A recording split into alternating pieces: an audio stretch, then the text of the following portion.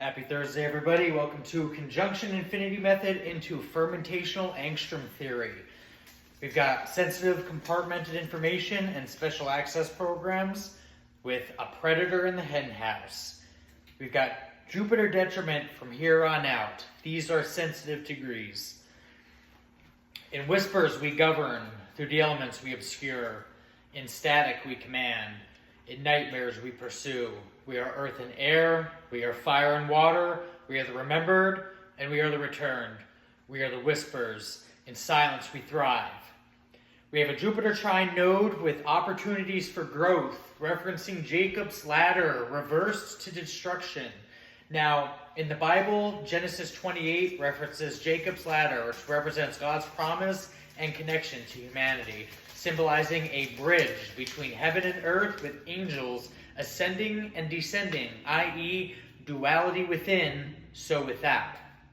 We've got the ladder of self-destruction. An opportunist driven by ambition quickly climbs the ladder, built on shaky foundations and a series of favors that hurt other people. They step on those below them and neglect the proper rungs in their haste. For years, they enjoy the view from the top, never looking down. But one day, long after their ascent, the lower rungs begin to be damaged. They finally give away.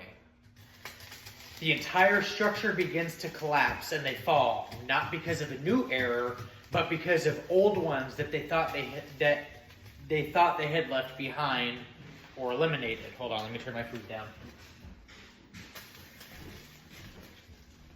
We've got an overborrowed fortune, and an opportunist gets rich by taking out massive loans they never intend to repay and running up debts to friends and colleagues. For a time, they live a lavish life of luxury and are admired by all. They believe their cleverness has paid off and that they'll never get caught. Then, years later, when they are at the peak of their success, all of the creditors they've cheated and forgot about organize to sue them at once.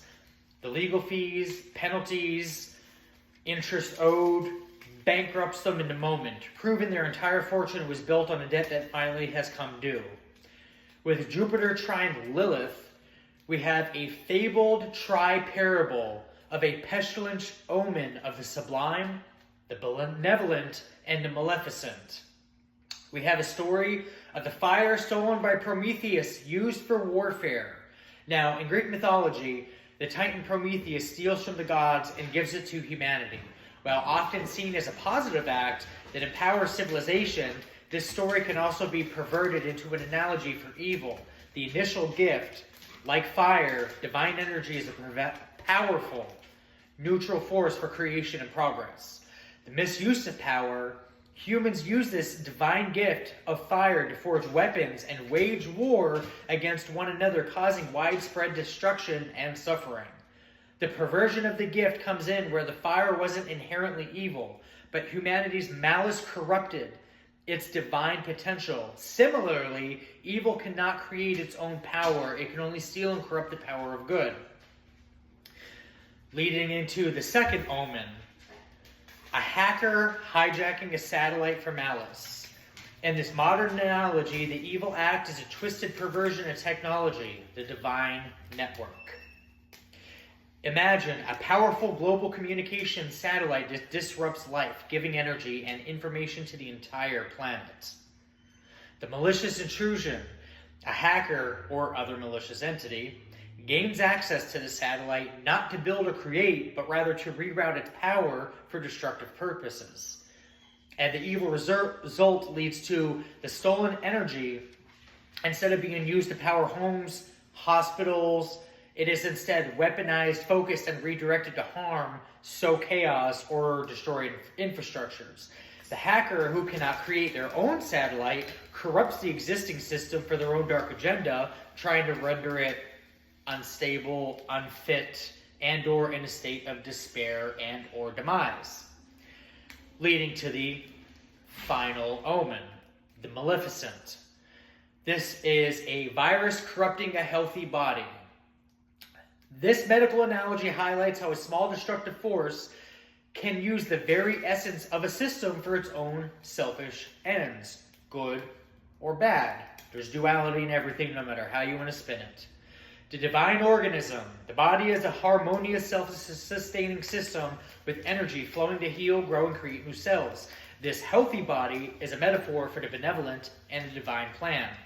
The destructive agent, a parasite or virus, enters the body and doesn't create its own energy. Instead, it steals the body's life-giving resources and redirects them to replace itself and destroy the host.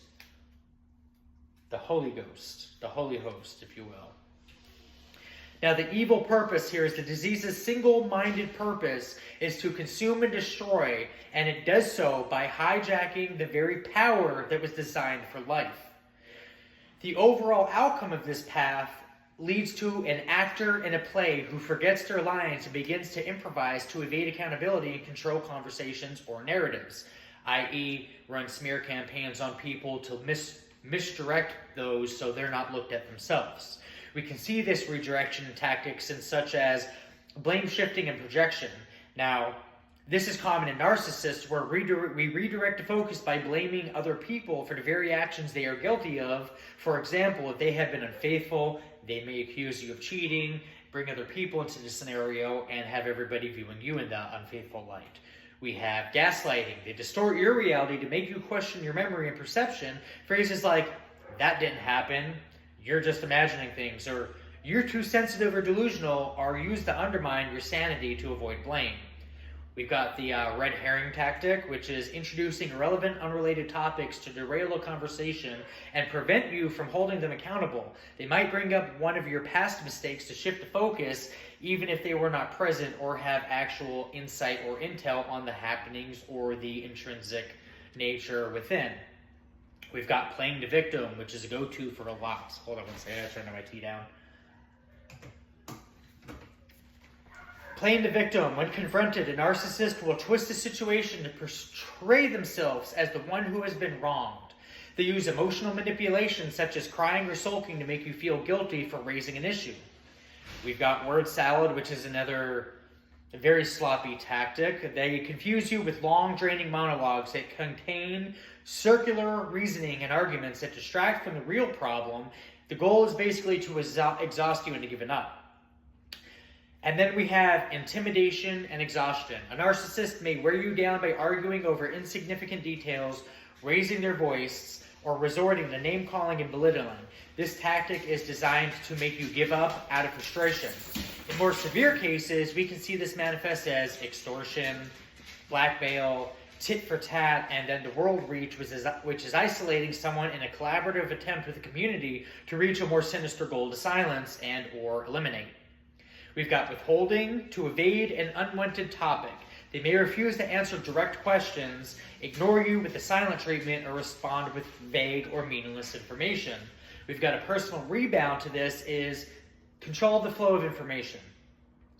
Narcissists can use personal information, share only what's needed, use one-word answers to avoid giving them more information. When identifying this, consider this for scale, which is also a counteractive defense or counterintelligence measure to derail an entire system built on fraud, blackmail, and extortion. In terms of an analogy, I'm going to call this the medical detective. Now, a doctor's work is very similar to a detective investigating a crime. You've got the victim, which is the patient, comes in with a set of problems, symptoms, like a crime victim who has been harmed. You've got the clues. The doctor collects evidence or signs by asking questions about the patient's history, conducting a physical exam, and running lab tests.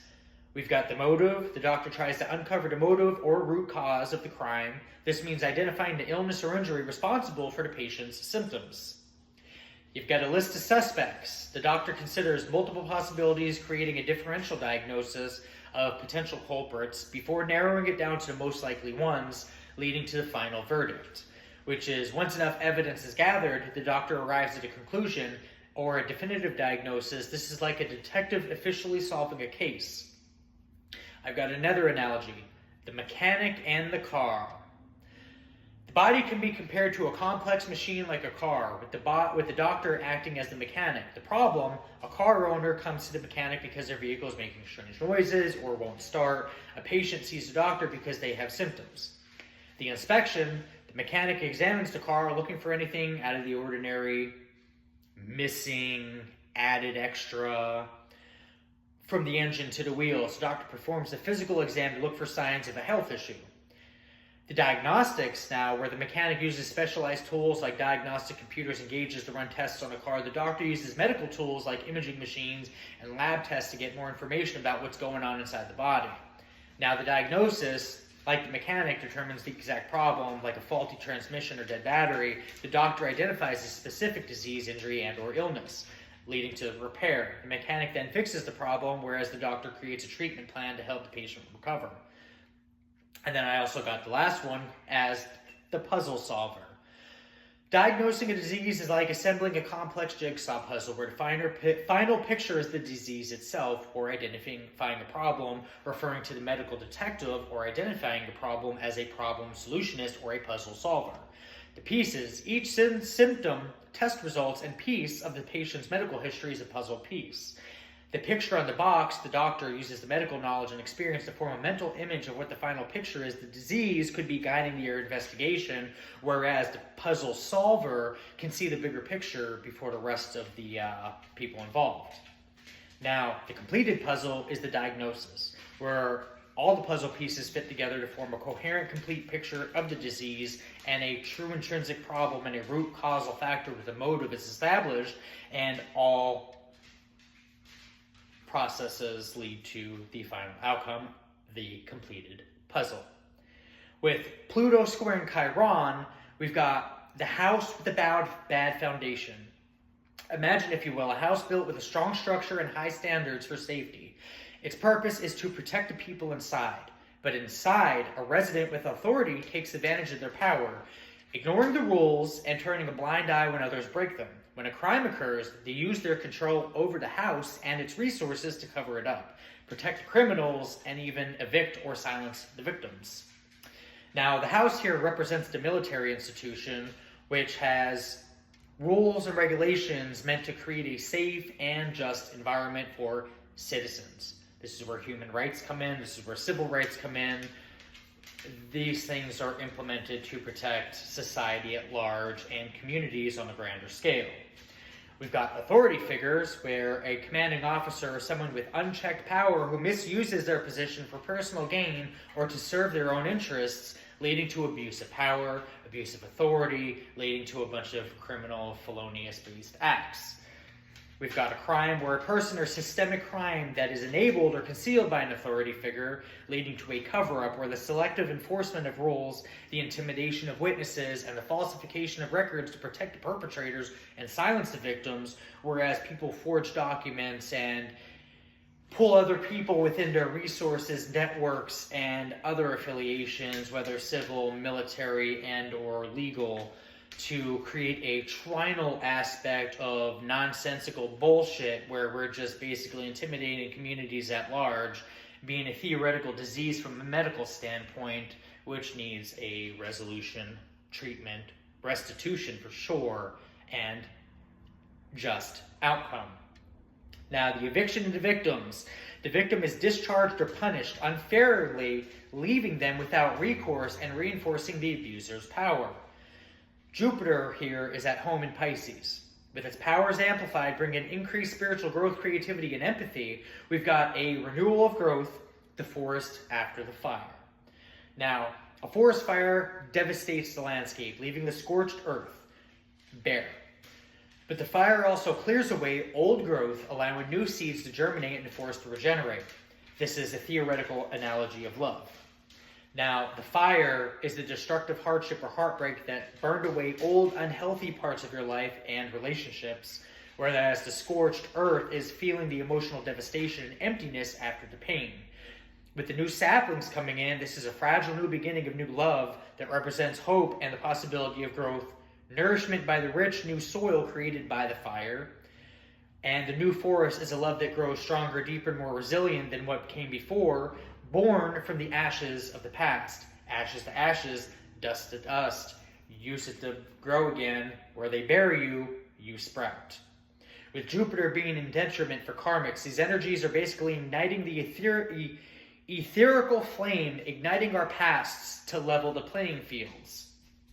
And if you call from yesterday's video, fields are fundamental, quoting yesterday's video, this can be decimating to some and fruitful for others, depending on our free will choices and strategic error or common mishap within the human psyche.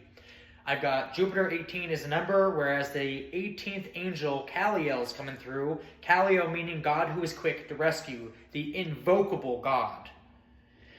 The role of Kaliel is an angel of justice and truth. When he is invoked for help in lawsuits or to reveal the truth, especially to the innocent, it is believed that Kaliel protects people from false testimony, slander, and undue proceedings. Biblically referencing Kaliel is associated with the biblical verse Psalms 35, verse 24. Judge me, O Lord, my God, according to thy righteousness, and let them not rejoice over me. I heard premature celebrations on film. Never count your eggs before they hatch. Because in terms of Easter eggs, when dealing with one who's connected to Ishtar, the Easter egg cracks the etheric realm open unto the just and quite literally crushes those opposing. Where was I with this? Sorry, I got lost laughing in my head about something. Now, Kaliel belongs to the choir of thrones. Remember, a battle lost is not the end of the war. Consider this a pun on the Fabian strategy. Now, named for the Roman general Quintus Fabius Maximus, who used it against Hannibal during the Second Punic War, this strategy involves avoiding decisive large-scale confrontations. Instead of facing a superior enemy head-on, the Fabian strategy uses small, harassing skirmishes to disrupt the opponent's supply lines, sap morale, and wear down the resources through a war of attrition. The general idea is that you can prolong the war and avoid a catastrophic defeat. Time will turn to your advantage as the enemy's resources deplete and their will to fight are completely eliminated. You've also got the scorched earth policy. This tactic is often used in conjunction with a strategic retreat to deprive a pursuing enemy of resources, whereas one could strategically plan an exit appearing to be dead and reappear out of nowhere, elevated beyond parameters. This might have been intentional, and it might have been a trap that quite literally was the end of your game. Now, a retreating army will systemically destroy anything that could be useful to the enemy, including crops, bridges, specifically bridges, and infrastructure. The intent is not only to inflict material losses, but also to severely hamper the enemy's logistical capabilities, making their advance much more difficult and costly. Now here, this is a great person to look up to for this. George Washington, one of the United States founding fathers, used this delaying tactic, strategically retreating during the American Revolutionary War to preserve his smaller, less equipped army while tiring out the larger British force as they were chasing the dragon, if you will. We've got Lilith coming through with the contrasting dualistic energies through the Solomonic rites of Paimon with the powers of teaching arts, philosophy, and secrets. Paimon can bind any person to the magician's will or make them obedient to the magician.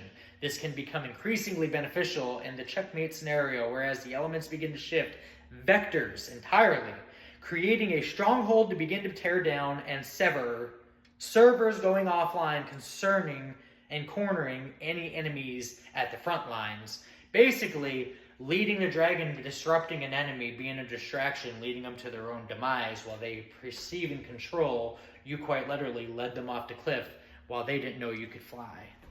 That's all I have for you guys today. I'll see you in the next one.